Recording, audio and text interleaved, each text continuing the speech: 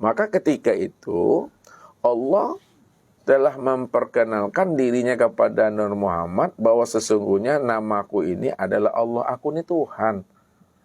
Nah, disitulah Allah itu bernama dia. Dengan namanya Allah. Jadi nama Allah itu bukan nama yang diberi oleh makhluk, oleh Nur Muhammad. Tapi Allah lah yang memperkenalkan dirinya bahwa namaku ini adalah Allah. Nah, ini yang dikatakan Allah melihat dirinya di luar dirinya. Allah memperkenalkan dirinya di luar dirinya. Yang di luar dirinya tadi itu yang disebut namanya dengan Nur Muhammad itu. Sedikit saya tanyakan, apakah saat itu ketika dia memperkenalkan dirinya, apakah Allah itu masih di alam qadim atau sudah menzer di alam baharu gitu Ustaz? Ketika dia memperkenalkan pada diri pada Nur Muhammad Ustaz. Ya. Ya, dia telah zahir namun dalam keadaan batin. Yang namanya alam semesta ya, itu belum ada. Belum zahir lagi. Ya, yang zahir itu hanya nur baru di situ.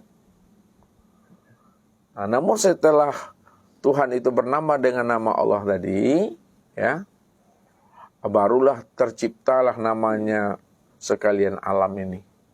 Terciptalah namanya sekalian ruh itu. Jadi alam ini tercipta setelah Allah memperkenalkan dirinya kepada Nur Muhammad itu sebenarnya. Artinya saat itu Allah itu sendiri mengucap kun fayakun, seperti itu Ustaz. Allah itu kalau menjadikan sesuatu tidak pernah mengatakan kun fayakun, karena kalam Allah itu tidak berhuruf dan tidak bersuara. Namun di dalam Al-Quran memang dikatakan apabila Allah itu berkehendak menjadikan sesuatu, innama amruhu iza arrasai'an ayyakula lahu kun fayakun. Sebenarnya kalam Allah itu dalam menjadikan sesuatu itu bukan seperti itu, kun, jadi tidak. Itu hanyalah sesuatu untuk memberikan pemahaman kepada kita bahwa Allah itu kalau dia berkehendak cukup mengatakan jadi maka terjadilah dia. Namun kehendak Allah itu tidak bersuara dan tidak berhuruf.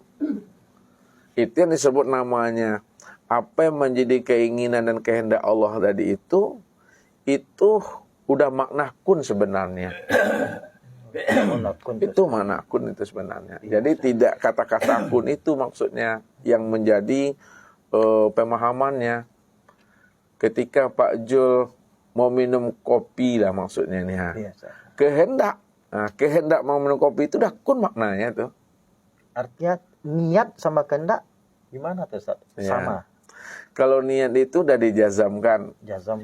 Kalau kehendak itu di dalamnya dia, di dalam niat dia. Oh, di dalam niat baru muncul niat Ustaz. Di dalam niat baru niat lagi Ustaz. Iya. Itu maksudnya tuh.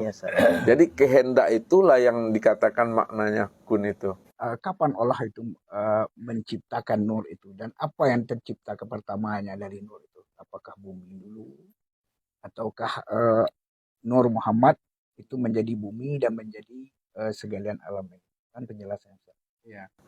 Sebenarnya ketika Nur Muhammad itu tercipta, segala yang ada dan segala yang akan ada, apapun lah namanya yang kita kenal hari ini maupun yang tidak kita kenal, semuanya sudah berada di dalam Nur Muhammad itu.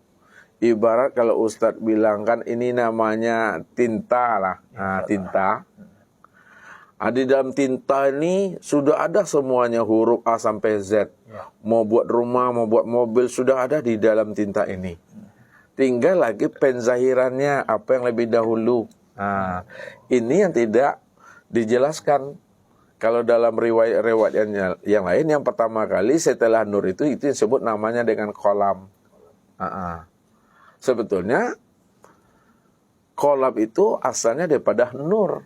Nur itulah yang pertama kali diciptakan oleh Allah. Jadi tidak dijelaskan secara rinci apa yang lebih dahulu. Kalau dikatakan lebih dahulu itu adalah nur daripada Tuhan itu sendiri.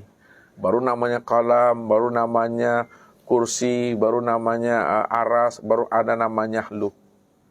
Dan baru ada semuanya ini. Namun itu semua diciptakan Allah, dizahirkan Allah, baru dia wujud sesuai dengan apa yang menjadi perencanaan Allah sebenarnya.